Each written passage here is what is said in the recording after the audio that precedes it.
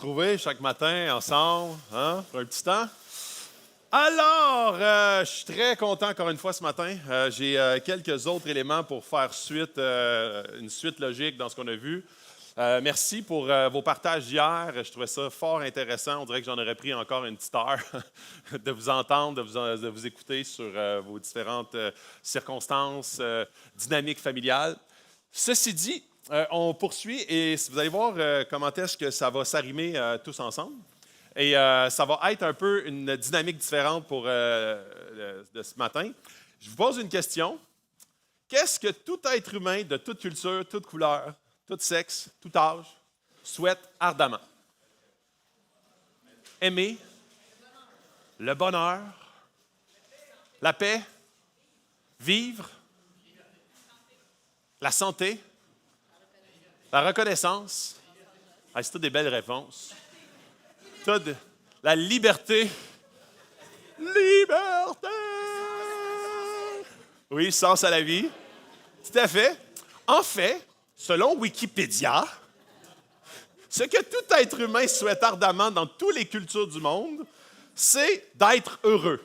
Et il se compose de toutes sortes d'affaires. Avoir du sens à la vie, d'avoir la liberté, d'avoir la paix.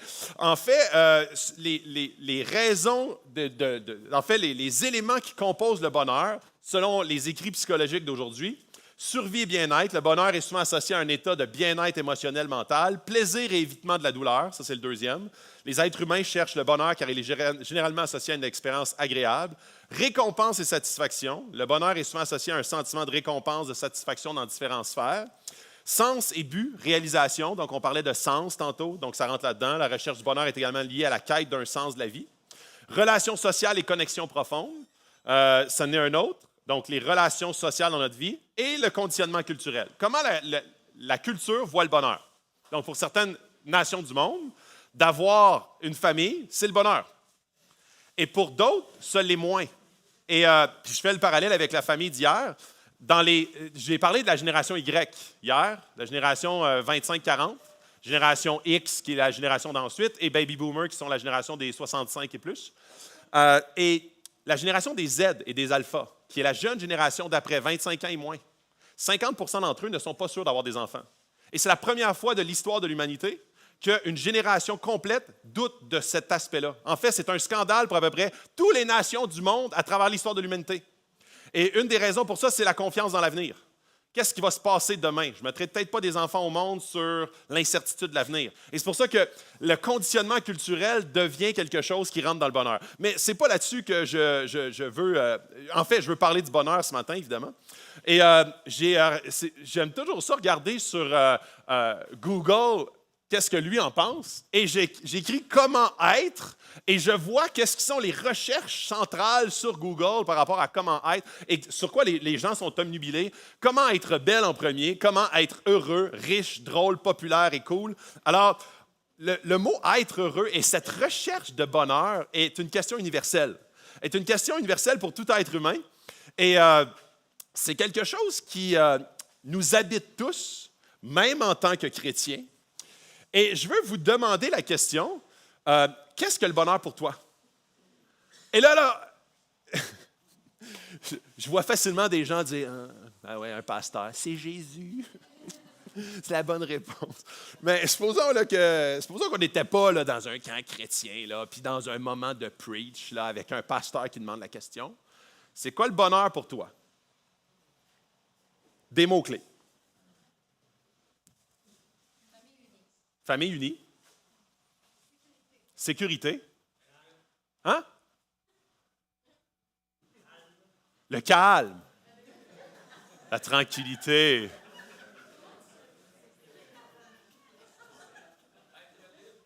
Être libre. Exempt de problème, pas de souffrance. Les relations.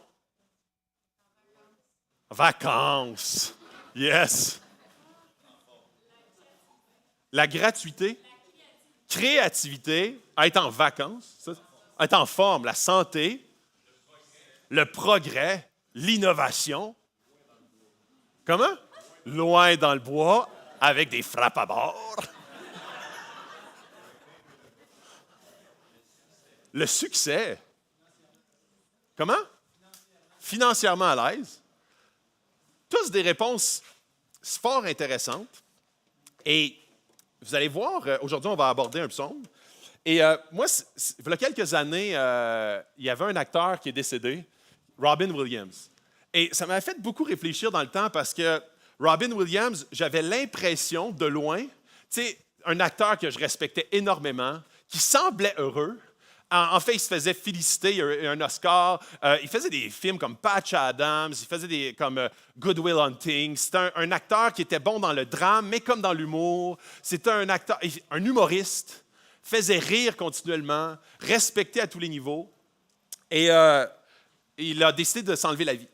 Et je sais que là-dedans, il y a des problèmes neurologiques, cliniques, complexes, des éléments de dépression. Je n'essaie pas de balayer cette situation très triste, mais ça me fait beaucoup réfléchir sur la quête du bonheur.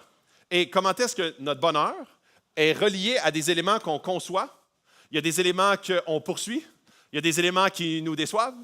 Et particulièrement dans le milieu chrétien, souvent, c'est un élément qui est sublimé.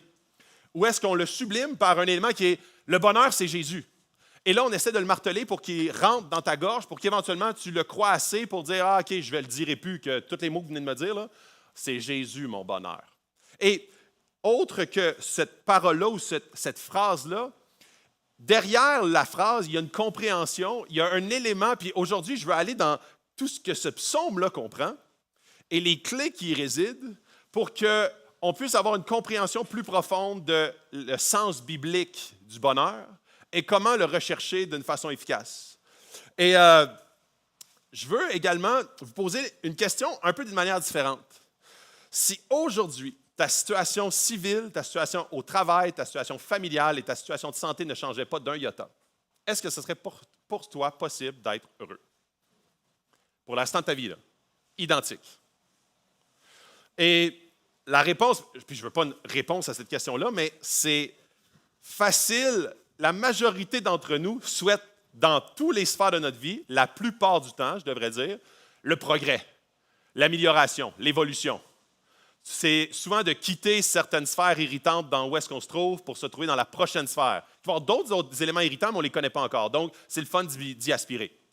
Et souvent, on est comme, je souhaite de moins souffrir, je souhaite de mieux m'épanouir, je souhaite un plus haut salaire, je souhaite plus de confort, je souhaite que mes enfants puissent maturer, je souhaite que mes enfants puissent arrêter ou commencer quelque chose. Et c'est souvent cette quête-là qui nous garde un peu sur le gun, qui nous garde un peu dans cette quête-là incessante. Vous allez peut-être perdre tout respect pour moi, mais WikiHow, quand j'étais allé voir comment être heureux, je trouvais ça super intéressant. Puis ça, il y a plein de blogs, de podcasts sur le sujet du bonheur. Et ils disent souvent sensiblement la même chose. Et puis pourquoi est-ce que je vous les partage? Ce n'est pas pour dire en rafale toutes sortes de façons de penser, c'est parce que c'est tous les pensées qui nous assaillent continuellement. Donc, quand on essaie de faire la différence entre le cadre biblique et le cadre sociétal, il faut comprendre les nuances et où le bas blesse entre les deux. Parce que souvent, l'équation entre les deux n'est pas évidente. Et souvent, on se fait assaillir par toutes sortes de pensées qui viennent par là notre cœur. Et après ça, on est comme, ah ouais, la réponse, c'est Jésus. Mais pourquoi c'est Jésus? Et le lien entre les deux est hyper important, sinon, ça ne passe pas. Et on devient une espèce dans un cycle de brainwash. Où est-ce qu'on se fait une idée dans le milieu chrétien, mais après ça, on retourne dans notre quotidien et on dit, OK, bien, la vraie vie, c'est plus ça. Puis après ça, on se fait un peu, encore une fois, puis quand je dis brainwash, c'est plus qu'on essaie de le rentrer de force, mais sans que ce soit une révélation spirituelle. Ça n'a pas d'impact plus profondément. Ça devient une parole, mais ça ne nous affranchit pas, ça ne nous rend pas libres. Donc, les façons que WikiHow, lui, dit, c'est « soyez optimiste ». Alors, qu'est-ce qui se passe quand ta vie, c'est un énorme gâchis, sans promesse ou quelque chose... quelconque espoir que ton avenir va changer. De garder le sourire malgré tout. Donc, soyez optimiste, c'est un élément très faible quand ton optimisme n'est pas branché à quelque part de plus profond. Deuxième, suivez votre instinct. Suis ton cœur. Et comme dirait la grande philosophe Miley Cyrus, celui qui suit son cœur n'a jamais fini malheureux. Et elle dit, suis ton cœur, tu ne seras jamais malheureux. That's it, that's all. Et d'une certaine façon, ça nous parle, tu sais. Liberté! Hein? On aime ce mot-là. Mel Gibson aussi, tu sais, quand dans son film Braveheart, le cri, ça parle à notre viscéral. Suis ton cœur et sois libre. Et tantôt, on va parler du psaume pour que ça puisse venir nous modeler. Assumez-vous, ce qui signifie excuse-toi pas. Sois fort dans la vie. Mais qu'est-ce qui se passe-t-il quand tu es insupportable? Excuse-toi pas. Tu es digne d'être qui tu es, comme tu es, insupportable. Gagner assez d'argent pour répondre aux besoins de base. C'est génial jusqu'à temps que tu perds ton emploi, puis tu n'es plus capable. Avec les taux d'intérêt qui augmentent, tu n'es plus capable de payer ton hypothèque. Traitez votre corps comme s'il méritait d'être heureux. Je ne sais pas ce que ça veut dire. Je pense que lui non plus, mais il l'a dit parce que justement, on ne peut pas le commenter. Restez près de votre famille et de vos amis. Mais si c'est des amis toxiques, des amis qui, justement, te tirent vers le bas, ayez des conversations profondes et significatives, sauf si tu es déprimé, tu attires tout le monde vers le bas. Puis à la fin, souris. C'est vrai, il te reste toujours le refuge du masque et de l'hypocrisie.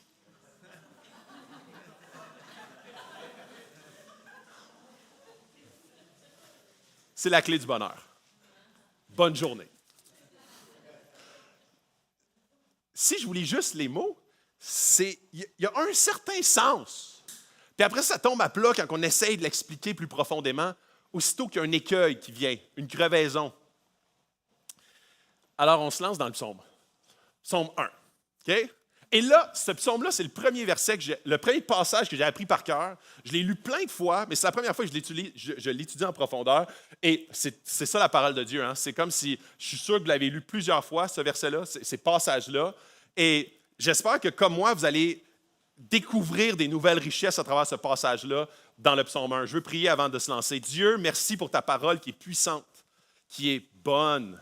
Et on veut ce matin, Seigneur, l'explorer. On veut que tu te révèles à travers ton esprit dans chacune de nos vies.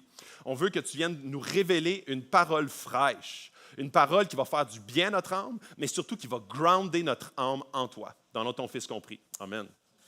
Psaume 1.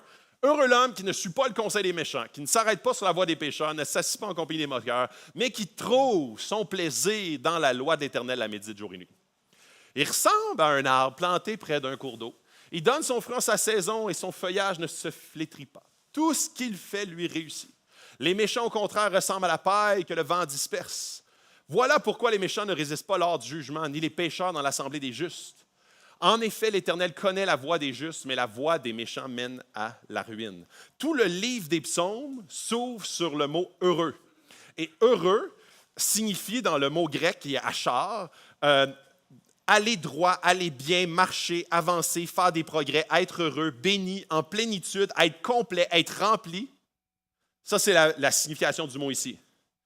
C'est de cela que s'agit le psaume. Et les érudits disent que ce psaume, le thème du bonheur et d'être heureux est universel dans les psaumes. On le voit 26 fois, puis on le voit même sur le Sermon sur la montagne. Heureux, Jésus dit, sur plusieurs points par la suite. Donc, le bonheur fait partie intégrante parce que tous les êtres humains le cherchent. On a été créés ici pour aspirer à ça. Maintenant, je veux qu'on se lance un peu dans la conception du bonheur. Quand on est jeune, style, je ne sais pas c'est quoi jeune, là, mais je ne rentrerai pas là-dedans. On est jeune. On pense que le bonheur, c'est un droit et c'est inévitable. Je vais y parvenir un jour. Parce qu'on commence dans la vie, on a le futur devant soi, je peux devenir ce que je veux. Et plus qu'on avance dans la vie, et à un certain point, plusieurs personnes vont arriver à un point où est-ce que le bonheur est insaisissable. Où est-ce que tu as été désabusé, tu as vécu des souffrances, tu as vécu des échecs, il y a des éléments qui ne se sont pas passés comme ton plan quand tu étais jeune, et là, tu es arrivé à la fin, puis là, tu es comme « Ah! » Ouais, je sais, j'ai souvent souhaité le bonheur, mais je l'ai essayé plein de fois et j'ai toujours été déçu. La Bible dit ni un ni l'autre. La Bible dit que c'est ni inévitable, ni inaccessible, mais il est possible. Et c'est pour ça que le psaume ici, il nous entraîne dans cette définition du bonheur. Et vous allez voir, je vais le faire pas en ordre, je vais le faire un peu mix parce que je veux commencer par certains termes. Et je commence par le verset 3. Il ressemble à un arbre planté près d'un courant d'eau, il donne son fruit en sa saison, son feuillage ne se flétrit pas. Tout ce qu'il fait lui réussit. Le psalmiste suppose que la vie passe par les saisons. Saison de printemps, été, automne, hiver. Et qu'est-ce que ça veut dire, ça, les saisons? C'est que La saison hivernale menace de vous tuer. Parfois, certaines saisons, comme l'été, risquent de vous assécher. Les saisons, c'est les circonstances extérieures. Donc, le psalmiste suppose que tu ne peux freiner les saisons. Dire, ah non, moi je reste dans l'été, je reste dans le printemps, ça fleurit tout le temps, ça porte du fruit à l'année, je peux tout le temps donner. Non, des fois tu luttes pour ta survie. Et en fait, le bonheur ne réside pas dans tes circonstances, mais réside dans quoi tu es branché. Le bonheur réside sous toi et non pas à l'extérieur de toi. La métaphore de l'arbre suppose également que c'est un arbre qui a été planté d'une semence, que j'en ai parlé il y a 2 jours, incorruptible. Près de la rivière, on fait l'erreur de penser que le bonheur est dépendant des circonstances. Et on essaie de freiner le plus possible les circonstances pour nous amener au bonheur. On essaie de se débarrasser de la souffrance, on essaie de hausser le confort, hausser les situations financières, hausser tous les éléments qui nous amènent des traces de plaisir pour nous amener au bonheur. Donc, on s'appuie énormément sur l'extérieur pour remplir notre intérieur. Le bonheur ne se trouve pas dans ce que tu fais, mais dans ce que tu es, ou plutôt dans ce dans quoi tu es branché. Un chrétien n'est pas juste une personne, mais c'est quelqu'un qui a été planté avec une nouvelle semence dans une nouvelle naissance. Là, je vais vous dire une citation d'une psychologue qui s'appelle Tracy Schablin. Et ça, c'est super intéressant parce que ça, c'est le bonheur et c'est la conception psychologique du bonheur, selon la société moderne. Et c'est fort intéressant. Le bonheur, c'est quand son comportement est en alignement avec ses valeurs.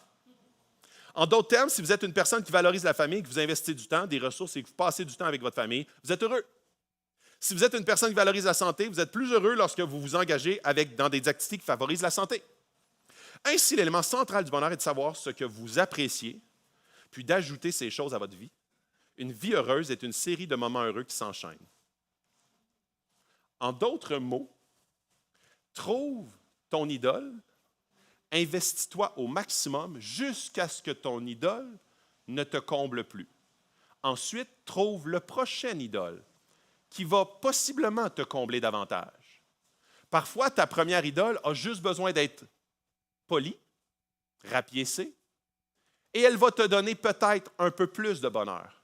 Et si je fais le parallèle avec la famille, quand la famille est au centre, mais que ta famille se décompose, parce que tu n'en es pas au contrôle, des choix de tes enfants, et plus qu'ils vieillissent, et plus que tu es désabusé, parce que c'était ton idole depuis ta jeunesse, c'était ça, toi, le bonheur. Qu'est-ce que tu vas faire? C'est ça que tu vas dire, ah, OK, le bonheur, c'est peut-être un peu plus large que ça, parce que cette idole-là ne me fait plus mon affaire. Et ça, c'est exactement pourquoi le bonheur est aussi fragile, parce qu'il est dépendant des circonstances et des éléments sur lesquels tu ne peux te reposer. Dans le livre de Tim Keller, ah oui, ça, je trouve ça intéressant. Moi, j'aime beaucoup les Minions. Et il y a une toune là-dedans que je vais vous faire écouter. C'est la traduction. Premier couplet, un peu moins, mais deuxième.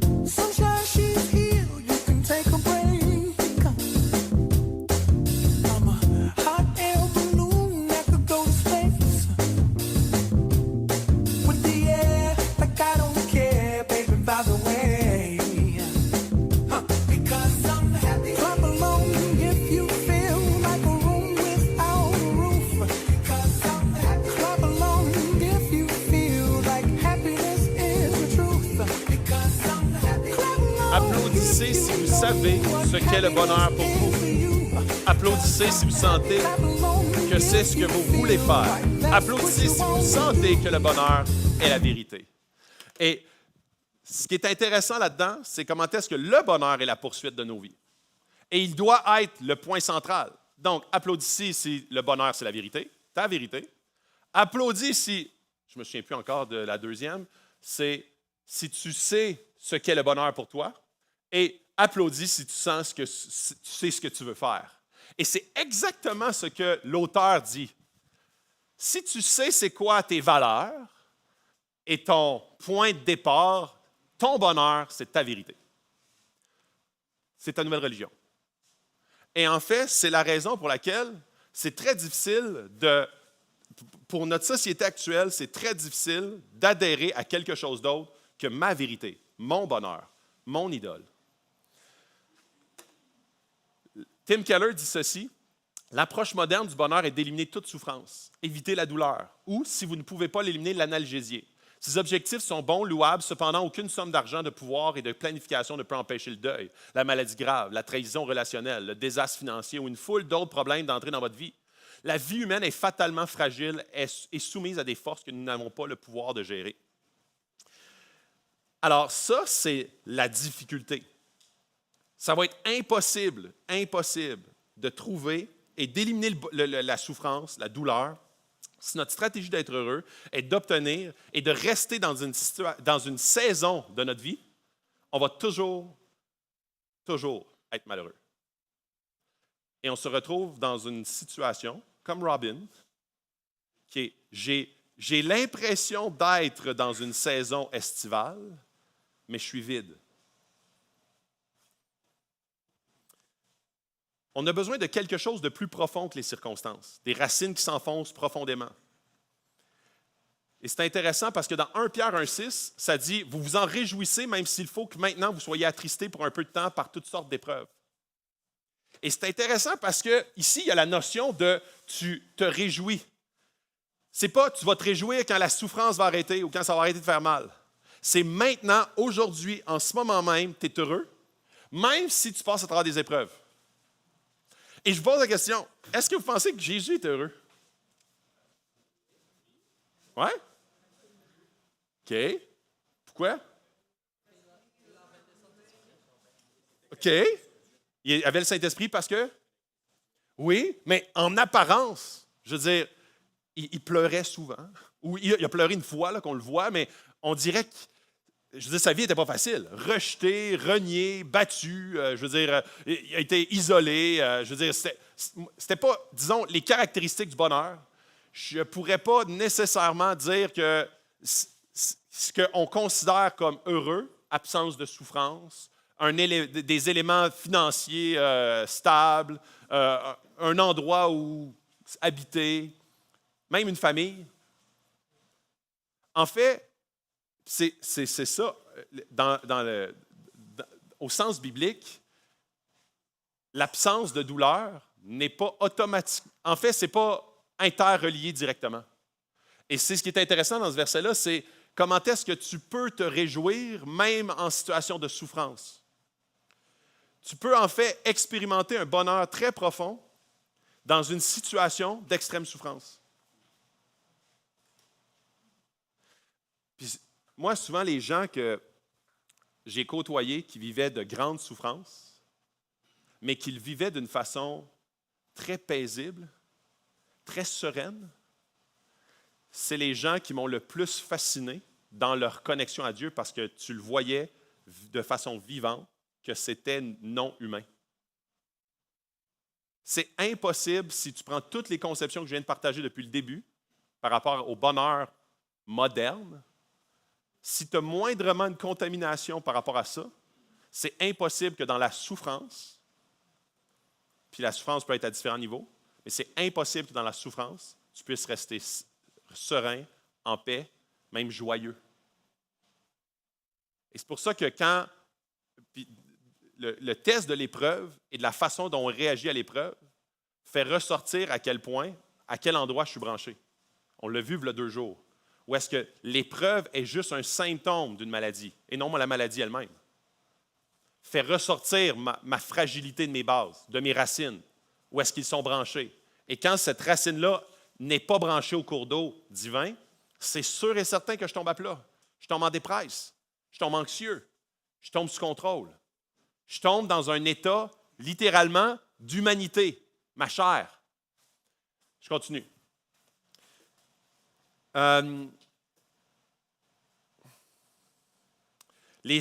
Et c'est intéressant, pour le chrétien, les saisons de sécheresse peuvent en fait approfondir votre joie. Parce que ces saisons poussent vos racines plus profondément dans le Christ. Ces saisons où Christ est tout ce que vous avez, vous découvrez qu'il est tout ce que vous avez besoin. Et après ça, ça change votre vie après l'épreuve. Parfois, les fausses conceptions dans l'Église, tu vis des souffrances, souris ta vie éternelle. On a déjà entendu ça? Ne te laisse pas attrister. Jésus t'aime. En fait, c'est non biblique et même malsain. Parce que Jésus vivait sa souffrance. Quand il a vu Lazare qui était mort, il a été profondément attristé, même s'il était profondément heureux. Il était l'exemple même du bonheur humain, mais il a vécu énormément de souffrance tout au long de sa vie. Et c'est pour ça que de vivre compassionnellement la souffrance dans le moment présent et en même temps de te ressourcer au plus profond de tes racines en Christ, renouvelle ta vision de ton épreuve. Change complètement l'optique dans laquelle tu te trouves de la souffrance. Jésus, dans sa vie sur terre, a été affligé par moments. Il a vécu de grandes peines, mais il était dans la volonté de son Père. Il était branché dans ses racines profondes. Là, on a un terme qui dit « tout ce qu'il fait lui réussit ». Ici dans le verset, « tout ce qu'il fait lui réussit ». La réussite pour Dieu n'est pas la même définition que la réussite humaine. Pour Dieu, le trajet de haut et de bas n'est pas un échec, mais une croissance vers la maturité spirituelle. Le but de la vie chrétienne est de le glorifier, de la sanctification pour toutes sortes de situations et de circonstances dans ta vie, à travers ces circonstances-là. Chercher d'abord le royaume, puis le reste va venir. Pourquoi? Parce que ton focus se déroute, se désoriente de toutes ces idoles qui nous assaillent et se refocus au bon endroit. Je continue. Les méchants, au contraire, ressemblent à la paille que le vent disperse. Version française, en français courant, dit « mais ce n'est pas le cas des gens sans foi ni loi ». Et ça, c'est important, parce que moi, souvent, quand je lis ça, j'étais comme « les méchants ». Mais j'en connais pas, moi, de méchants. T'en connais-tu des méchants? Y a-tu des méchants ici? Puis, ça n'est aucunement m'atteindre. Des méchants, des pécheurs, des moqueurs, c'est du mauvais monde, ça. Je connais pas ça, moi. Ma rue, un petit cul-de-sac tranquille, tout le monde dit salut à tout le monde. Pas de méchants. Et le terme original, c'est des gens sans foi. Sans foi ni loi. Quand tu n'as pas de foi, tu n'as pas de loi. Vous comprenez le principe? Alors, les sans foi ni loi, les méchants, les sans foi ni loi, au contraire, ressemblent à la paille que le vent disperse. En fait, ils n'ont pas vraiment de direction claire. Suis ton cœur. Comment tu feels, suis ça. Tu ne seras pas malheureux. Ça va être solide. Quel mensonge! Et en fait, on est dans le même, et puis je vous le dis, on est assailli de ce mensonge-là de façon systématique. J'aime tellement cette citation-là de Jim Carrey qui dit « Je souhaite que tout le monde puisse devenir riche et célèbre et tout ce dont ils ont toujours rêvé pour qu'ils puissent voir que ce n'est pas la réponse. » Et ça me montre, puis c'est pas un chrétien qui dit ça. Il dit juste « J'ai tout expérimenté, là, succès, finances, amour, c'est pas la réponse. » Vous ne serez pas heureux quand vous n'avez pas de point d'ancrage en dehors de vous-même. L'homme heureux, c'est comme un arbre aux racines profondes. Et cela s'attaque de front à l'un de nos mythes culturels. La croyance que le bonheur vient de la liberté totale. Vous serez heureux quand vous ne répondrez à personne, quand vous serez complètement libre. C.S. Lewis dit à comparer au poisson qui décide de dire « Moi, je veux être libre ». Alors, il sort de son bocal et il crève. Il sort de son environnement pour lequel il a été créé. Et il finit par manquer d'air. Un arbre sans racines est un tumbleweed. Et un tumbleweed, c'est ça ici. Un tumbleweed, c'est un arbre, mais il n'a plus de racines. Et il va, puis tu sais, dans tous les films western, on les voit passer. Puis ils ont l'air libres comme l'air. Hein? Un tumbleweed, ça roule, ça change de direction, ça dit aujourd'hui par là, mais ils sont morts. Puis un jour, ils finissent en poussière, pognés dans un fond de ruelle, à se frotter un peu, un contre l'autre, puis ça meurt. Ça se décompose. Un tumbleweed, ça n'a pas de racines, mais c'est libre. Et c'est tellement une image, il est sec, il est imprévisible, il est ballotté de tous les côtés, son avenir est incertain, puis on ne sait jamais où est-ce qu'il va finir. Donc, le psalmiste fait une autre chose ici. Puis là, je reviens au verset 1. Il révèle le secret, puis avant de révéler le secret, du verset 3, il faut que tu sois branché, il révèle ne pas. Donc, ne pas avant de dire « vas-y, vas-y ». Alors, il dit ceci. « Heureux l'homme qui n'écoute pas le conseil des méchants, mais méchant, c'est sans foi ni loi. Qui ne s'arrête pas sur la voie des sans foi ni loi. » C'est des synonymes très, très apparentés. « Et ne s'assied pas en compagnie des sans foi ni loi. Donc, pour devenir quelque chose, souvent, il faut dire non à une autre. La pensée positive est très populaire de nos jours, mais la pensée négative est très puissante également, et elle est très biblique également.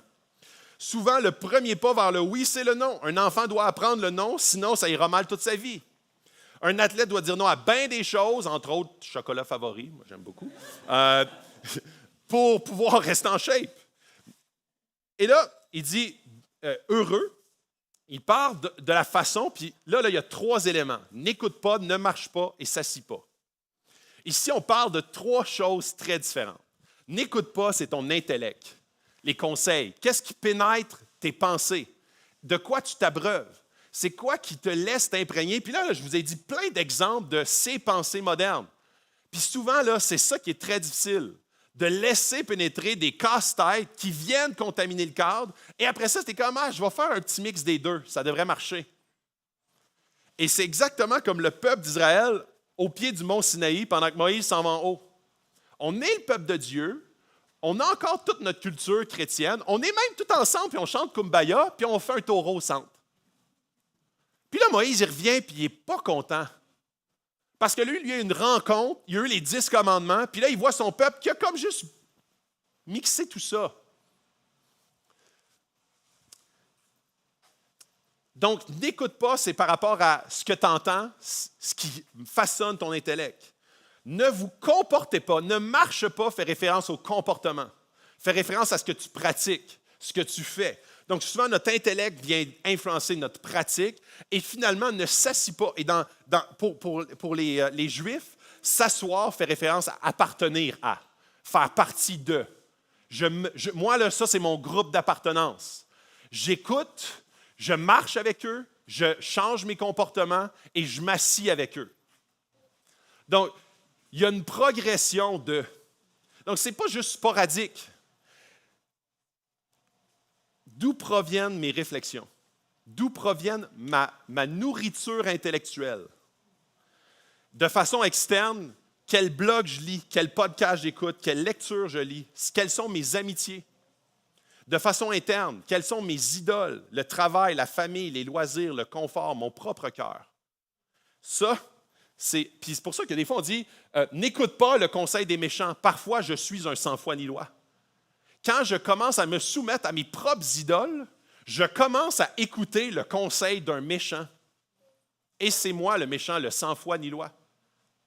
Et très souvent, je vais me nourrir de façon externe qui viennent influencer. L'ennemi est toujours plus habile que ça. Il vient juste contaminer un brin qui me permet de me déphaser légèrement, qui à la fin, mon déphasage finit par être dramatique.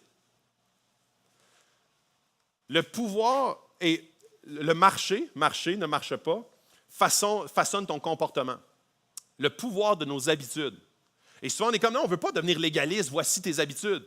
Mais Power of Habits, un livre qui est encore un best-seller au New York Times, le pouvoir des habitudes. Et ça, dans n'importe quel être humain, tu pratiques, tu deviens. Un athlète va avoir des disciplines. Puis nous autres, comme chrétiens, on est comme, non, moi, je veux que ça soit toujours feeling. Mais c'est impossible. L'être humain n'est pas ici fait. L'être humain, moi, il y a des fois, c'est sûr et certain, puis là, je vais encore ramener le chocolat favori, mais moi, si je me laissais aller continuellement, ça serait tous les jours. Il n'y a pas une journée, non, je ne m'en souviens pas, une journée, je dirais non. Est-ce que je suis légaliste? Est-ce que je suis un légaliste physique? Je me prive. Puis Miley, elle l'a dit.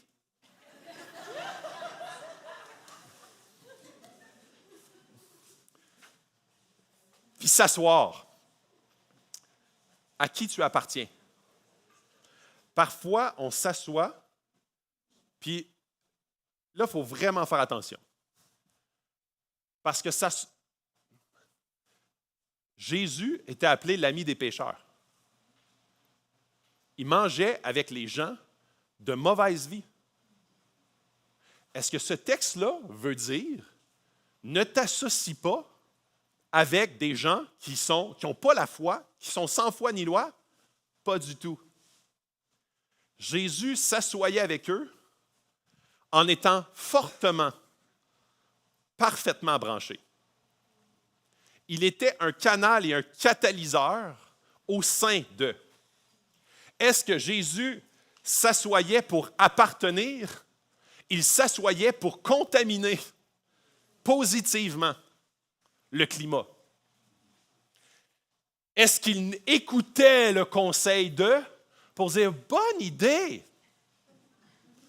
Ou il écoutait clairement, mais pour pouvoir comprendre, leur cœur, il le connaissait parfaitement avant d'écouter, mais il voulait faire dire plutôt que dire. Combien de fois Jésus pose une question à la femme, la Samaritaine près de l'eau, il pose des questions, il le sait déjà. Mais Jésus n'écoutait pas pour être enseigné. Il écoutait parce qu'il connaît l'être humain. Et il s'approchait de son cœur pour toucher son cœur. Alors, un chrétien branché, c'est un chrétien qui peut s'asseoir sans appartenir, mais qui s'assoit pour pouvoir qu'eux appartiennent. Et parfois, on s'assoit avec des gens, on finit que par être contaminé parce qu'on n'est pas branché. Et je vais aller même plus loin. Parfois, on s'assoit avec nos amis chrétiens et on s'entretient en sans foi ni loi à quelque part d'autre que par Jésus. Et ça, c'est encore plus insidieux. Parce que quand on est en compagnie d'autres chrétiens, on a l'impression d'être dans un lieu sécure pour ne pas être enseigné dans la mauvaise direction.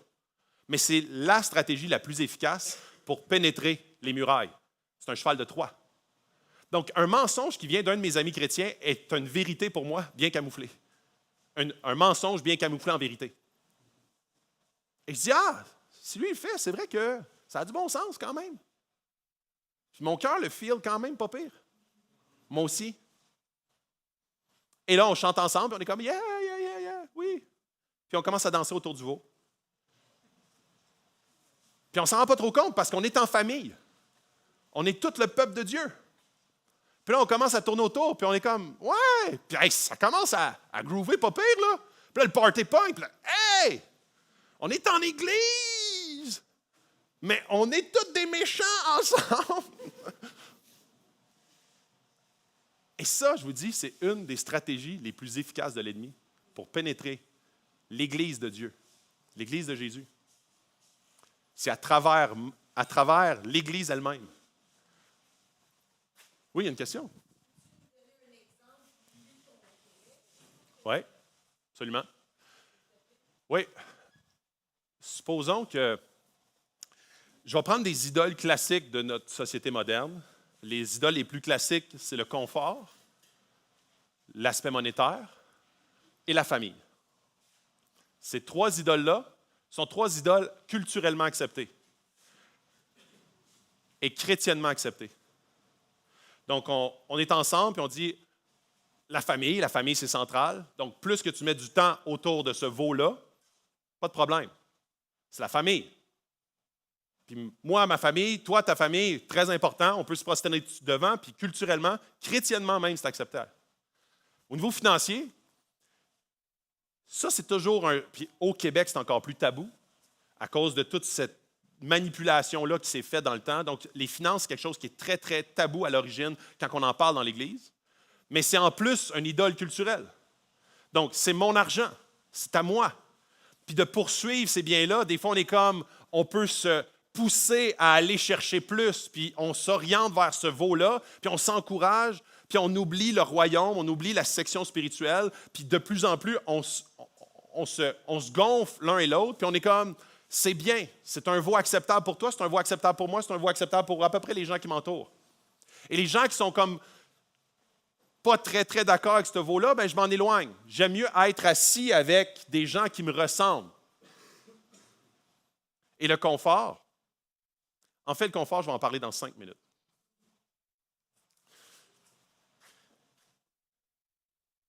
Marcher, puis ça, là, c'est quelque chose qui est très, très délicat. Et ce matin, je ne l'aborde pas. Je ne l'aborde pas d'une façon légaliste. Si ce matin, tu sens une culpabilité quelconque qui vient de ma bouche, il ne faut pas que tu t'arrêtes là. Il faut que tu ailles questionner l'esprit dans tes moments de prière. Parce que des fois, on écoute une preach, puis on dit « Ah ouais, ça rentrait, ah ouais, il me parlait direct d'un exemple que c'est moi, ah. Puis après ça, on est comme « Je me sens coupable, je fais quelques changements, puis après ça, c'est pas spirituel comme transformation. » Puis des fois, il ne faut absolument pas qu'on agit par culpabilité, par honte. Parce que des fois, l'ennemi va aussi utiliser la honte pour t'écraser et pour t'éloigner du trône de la grâce. Tu ne te sens pas digne, fait que tu approches de moins en moins. Puis de moins en moins, ça te tente de connecter avec Dieu parce que tu te sens sale. Et l'ennemi dit « Ah, tu n'es pas digne. » Et de plus en plus, cette distance-là qui vient. Donc, je vous le dis, si vous ressentez quelconque sentiment négatif, prenez un temps de prière pour questionner l'esprit par rapport à ces éléments-là qui ressortent. Ça vient peut-être de Dieu, ça vient peut-être pas de Dieu. Je continue.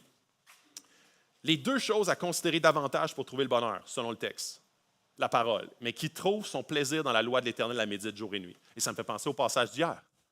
Jour et nuit, continuellement, la constance, partout, en voyage, chez vous, sur les murs de tes portes, tout le temps. Qui trouve son plaisir fait référence à triper des bulles dedans. C'est pas juste « oui, je dois lire ». Il y a un goût, il y a une expérience dans la parole. Et quand je dis la parole, ce n'est pas de plus en consommer, nécessairement. Des fois, on est comme « OK, il faut que je lise de façon très, très méthodique ». Mais souvent, c'est d'être affranchi par une vérité, un élément. Si en cette semaine, tu finis avec une vérité, un élément que Dieu t'a touché, et je t'invite, j'aurais dû le dire en début de semaine, mais je t'invite à une chose que Dieu t'a enseignée cette semaine, l'écrire. Telle date, au camp des bouleaux, Dieu m'a révélé telle chose. Ça, c'est sa parole. Et je vous dis, c'est ça qui transforme quand l'Esprit te révèle, à travers sa parole, une vérité qui est venue t'affranchir dans un élément de ton cœur, un idole qui commençait à se poindre, quelque chose qui commençait à brasser, et Dieu est venu révéler, et là, il est en train d'opérer une transformation. Il est en train de guérir quelque chose que lui a vu. Donc, je t'invite à embarquer dans ce processus-là. Trouve son plaisir dans la loi de l'Éternel, la médite jour et nuit. Et ça, encore une fois, c'est une œuvre spirituelle. Dieu, aide-moi à aimer ta parole. Des fois, c'est tellement difficile de prioriser un temps avec Dieu. Où est-ce qu'il se révèle à toi personnellement? En effet, l'Éternel connaît la voie des justes, mais la voie des méchants mène à la ruine. Le secret du bonheur est de t'enraciner dans l'Évangile, à la lumière de ça. Il dit, laissez votre esprit, vos comportements, votre identité être façonnés par la parole de Dieu.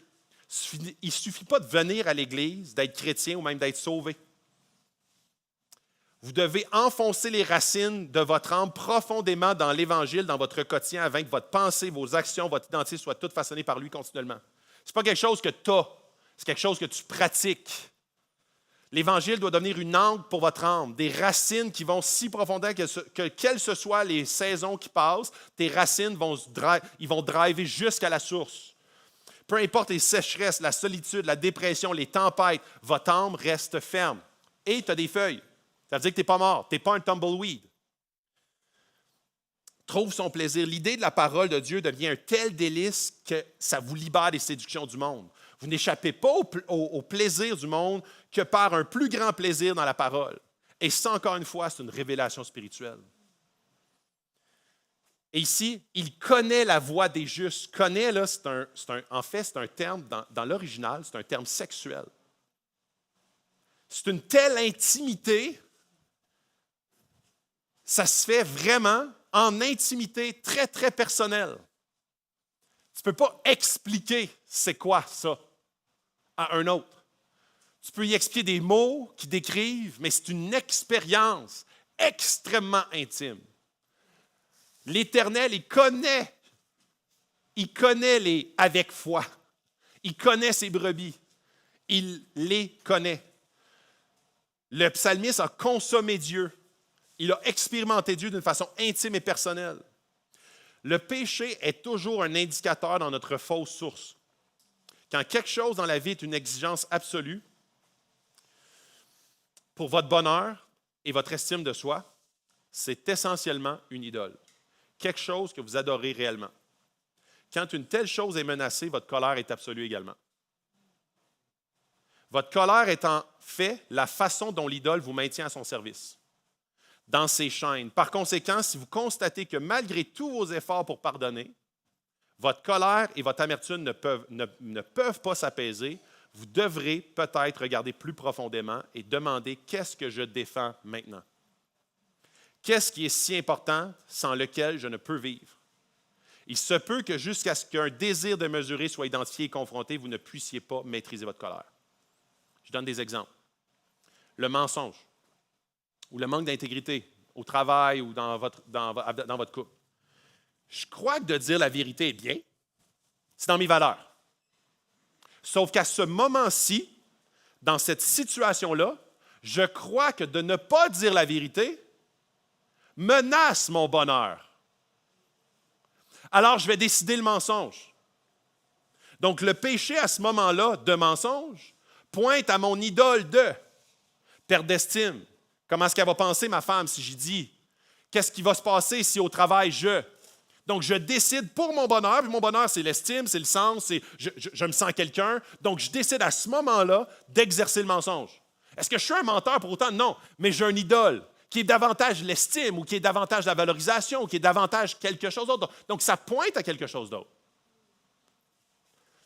L'orgueil, la cupidité, l'envie, la gourmandise, la colère, la paresse, certains ajustements sont plus susceptibles de me conduire au bonheur que l'obéissance à ce moment-là. J'ai eu une dure journée.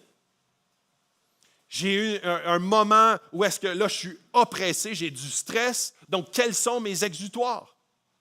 Et ces exutoires-là peuvent être sains ou malsains. Ils ne sont pas nécessairement péchés en façade, en comportement. Mais ils peuvent être péchés dans mon cœur parce que je suis en train de sublimer ou d'engourdir une saison par une autre racine superficielle plutôt que profonde dans la rivière. Mes racines se déconnectent de Dieu et de sa parole pour se reconnecter temporairement à une source qui est vide, une promesse vide. Pourquoi je ne suis pas heureux? Parce que je ne crois pas la parole de Dieu. Je suis un enfant spirituel qui croit qu'il y a un biscuit. Puis là, il y a différents volets. Il y a un enfant spirituel, un ado spirituel, puis un adulte spirituel. Un enfant spirituel croit qu'un biscuit est mieux que pas de biscuit pour mon bonheur. Lorsque je rencontre Jésus, je grandis, je découvre progressivement que ses promesses, sa bonne nouvelle est vraiment une bonne nouvelle dans toutes les sphères de ma vie. Je suis un ado spirituel qui croit un petit mensonge blanc ou une petite médisance pour me faire sentir mieux. Plus grand, plus important et mieux pour mon bonheur que la vérité ou l'amour. L'ado spirituel est en quête de croissance avec des hauts et des bas, avec des sauts d'humeur et d'hormones spirituelles. On est en quête d'identité et notre plus grand défi est la maturité spirituelle et notre racine d'identité en Christ. Je suis un adulte spirituel, puis il y en a juste un qui est un vrai adulte spirituel, qui est Jésus. Je me réfugie en Dieu, je me branche continuellement à lui. Les moments difficiles sont un moment intense, me brancher à lui. En profondeur, le bonheur se retrouve dans sa présence, dans l'expérience de lui, dans une marche quotidienne avec lui. Et des fois, dans une même journée, je peux être un enfant spirituel sur un idole qui est beaucoup plus précieux à mon cœur. Et un adulte dans certaines autres sphères. Donc, on gravite là-dedans. Encore une fois, ce n'est pas « ouais, moi, je suis assez parvenu à l'adulte spirituel ». Et là-dedans, il n'y a pas 10 000 solutions. On doit confesser notre cœur froid à Dieu. Écoutez une chose, c'est un Dieu qui déborde de grâce et qui est toujours prêt à recevoir son enfant qui vient à lui. A.W. Tozer, je pense que je l'ai mis ici, dit « Ô Dieu, j'ai goûté à ta bonté et elle m'a à la fois satisfait et m'a donné soif de plus. Je suis douloureusement conscient de mon besoin de plus de grâce. J'ai honte de mon manque de désir. Ô Dieu, je veux te voir, te vouloir. J'aspire à être rempli de désir. J'ai soif d'avoir encore plus soif. Donne-moi la grâce de me lever et de te suivre. » Jésus guérit spirituellement la mort et guérit spirituellement le malade. Charles Spurgeon a déclaré que le chrétien à moitié engagé est la personne la plus misérable sur terre. Il est juste assez dans le monde pour être malheureux. En présence de Dieu, il est juste assez en Dieu pour être malheureux dans le monde.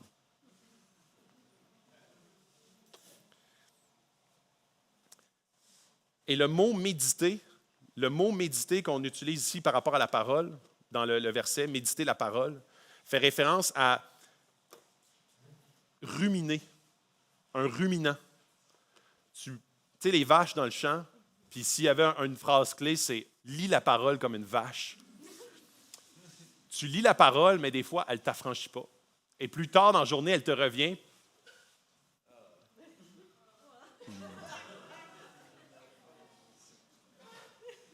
Et c'est là qu'elle te révèle ses nutriments. Je suis convaincu que cette image-là va vous rester. Mais c'est une image forte. C'est une image qui décrit que méditer, c'est de la ruminer. C'est pas une quantité, c'est une qualité. J'inviterai l'équipe de louange, je vais terminer avec ça. Et finalement, et ça ne sera pas facile, parce que je sais qu'est-ce que ça peut vouloir, qu'est-ce que ça peut être délicat comme sujet. Voilà pourquoi les méchants ne résistent pas lors du jugement, ni les pécheurs dans l'assemblée des justes. Ici, on fait allusion que le bonheur perçu d'un être humain tombe à plat lors du jour du jugement. Tu peux être une bonne personne, mais cela ne règle pas notre condamnation spirituelle sans Jésus. Jésus est le chemin, la vérité, la vie. Nul ne vient au Père qu'en passant par lui. Jésus, son œuvre à la croix te permet d'être juste parce qu'il te justifie de tout péché. La différence entre le juste et l'injuste, c'est pas toi, c'est Jésus. Et son œuvre à la croix pour moi et toi. Ça veut dire que les méchants ne résisteront pas lors du jugement. Parce que il va y avoir des gens avec Jésus et des gens sans Jésus. Mais plus actuel encore que ça, ni les pécheurs dans l'assemblée des justes. Ça ici, on fait référence à la communauté de Dieu, l'Église. Être dans la communauté de Dieu devient à un certain moment intolérable qui est sans foi ni loi. Et encore une fois, on ne parle pas des gens qui ne sont pas sauvés. À certains moments, je suis un pécheur sans foi ni loi. Et c'est intolérable, quand je poursuis assez mes idoles, de me retrouver dans l'assemblée de Dieu. Parce qu'ici, on aspire à adorer Jésus, on a une allégeance totale, on a une croyance totale, un amour total, une source enracinée en lui, et ça me fait sentir de plus en plus mal avec mes idoles. C'est intolérable et inconfortable. Façonné par son esprit à travers sa parole et à travers son peuple. Parfois, c'est agréable un moment, mais ça devient rapidement insupportable et repoussant. C'est normal qu'à un moment donné, l'Église devienne repoussante pour une personne qui a des idoles qui ont pris assez racine. Et souvent, notre justificatif est assez habile. Puis quand je parle de l'Église, je ne parle pas de l'Église locale, je parle de l'Église avec un grand E. Mais on a une facilité à dire « Ouais, ma nouvelle Église, c'est ma famille ». En fait, ecclésia veut dire rassemblement des appelés. L'Église de Jésus, c'est la prunelle de ses yeux. Durant les premières années de tout ce qui est les chrétiens se faisaient martyriser, la persécution, les gens risquaient leur vie pour se rassembler. Parce que l'Église, c'est le rassemblement des élus. Depuis les dernières années, on peut avoir accès à du super contenu à tout moment de nos vies. On n'a plus besoin de se déplacer à l'Église. On se branche sur un podcast et on a le contenu de notre meilleur prédicateur partout dans les 4 coins du monde. Anciennement, on se déplaçait à l'Église pour avoir accès à un contenu. Aujourd'hui, et particulièrement depuis la pandémie, c'est venu facilement dans nos... Même nous autres, on a une discussion de famille. Parce que c'est tellement plus confortable. Hey, je me branche un peu, les enfants un peu, c'est facile, on est à la maison. Mais il y a une bénédiction spirituelle rattachée au rassemblement. Ce n'est pas dû au contenu qui est donné. Je vais te donner du contenu et mon contenu vaut plus cher que celui sur Internet. Pas du tout. Mais c'est l'assemblée des croyants qui fait partie de la volonté de Dieu. Tu peux faire ça dans une maison, tu peux faire ça dans une autre sphère, tu peux faire ça dehors au parc, mais l'assemblée des croyants qui fait partie de l'Église de Jésus, qui est l'Ecclésia, c'est pas optionnel. Et ici, il dit, ni les pécheurs dans l'assemblée des justes, quand on a une idole de confort.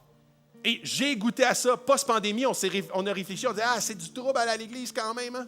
On habille les enfants, c'est toujours un peu la cacophonie le matin. L'idole de confort prenait place. Puis là, j'arrivais à l'église, je disais, OK, ouais, c'est un peu plat. Puis là, on me donnait critique. Ah non, ça, non. OK, on retourne à la maison, puis ça va être ici qu'on va vivre ça. Le sans foi ni loi qui avait pris l'idole de confort, il se sentait de plus en plus mal dans l'assemblée des justes. Et plus que ça s'enracine, bien plus qu'on chante Kumbaya autour du veau. Puis plus que j'ai d'amis chrétiens qui chantent Kumbaya autour du veau, ben plus qu'on reste chez nous, on dit « Ah, yes! Ben, j'écoute ça, moi, des petites preach en ligne. » Mais ce n'est pas la bénédiction reliée de l'Ecclésia de Jésus qui est la prunelle de ses yeux, pour laquelle il est mort, et c'est son épouse. Le rassemblement, puis je vous le dis, là, j'ai beaucoup recherché sur ce sujet-là, et c'est un sujet qui est venu beaucoup m'humilier. Parce que j'avais une perception de l'Église comme étant, ouais, l'Église, c'est moi l'Église, c'est. On dit ça, c'est nous l'Église, ouais. Ma famille, c'est l'Église. Et ça faisait mon affaire, parce que ça venait justement nourrir et polir mon idole de confort. Et plus que je réfléchissais, et plus que j'étudiais la parole, est venue m'affranchir d'un idole. Et c'est venu mettre en lumière, non. Puis pourtant, je suis un fan de l'Église, là. Je veux dire, lui qui parle en avant, là, l'habitude, là, c'est pas lui le plus difficile à convaincre de venir à l'Église. Là. Mais clairement, l'ennemi s'infiltre pour venir mettre en lumière une idole qui est acceptable. Et je sais que ces paroles-là sont inconfortables à entendre. Parce qu'ils sont inconfortables, ils ont été très inconfortables pour moi à être révélés. Encore une fois, si tu es inconfortable, n'arrête pas là. Questionne l'esprit. Ce n'est pas moi qui dois te convaincre de quoi que ce soit. C'est Jésus qui doit te ramener au bon endroit selon sa volonté et sa parole. J'aimerais arrêter là avec un dernier texte. En fait, je veux finir plus avec le fils prodigue. Ce n'est pas un texte qui est écrit.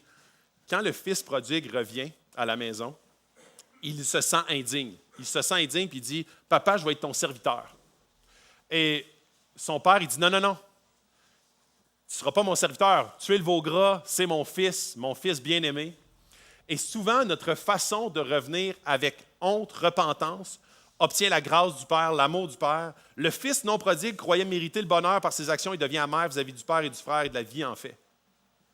L'Évangile, c'est cela, une rencontre personnelle avec le Dieu 3 fois saint qui est venu pour te sauver par Jésus, de toi-même et pour te restaurer, te guérir, te justifier et te conduire jour après jour sur le chemin de sa vérité. Notre attitude vis-à-vis de Dieu est une attitude non pas qu'on gagne notre bonheur, mais qu'on l'obtient par lui, dans une rencontre de repentance à genoux, dans l'obéissance à sa parole, par son esprit qui nous convainc de péché, justice, jugement. Et que ça nous affranchit de nos idoles qui ont pris racine. Et que ça nous apporte dans un bonheur non dépendant des circonstances et des saisons. J'aimerais prier. Oui, Dieu, je sais que tu es la vérité, tu es le chemin et tu es la vie. Que ton esprit puisse nous montrer que cette parole-là que tu as dite est vraie et que ton esprit puisse nous le montrer et nous convaincre nos cœurs que cette parole est vraie. Que tu rendes, Seigneur, nos cœurs malléables entre tes mains. Merci pour ta parole, merci pour ton esprit et merci Jésus pour ton sacrifice. Dieu, on t'aime. Amen.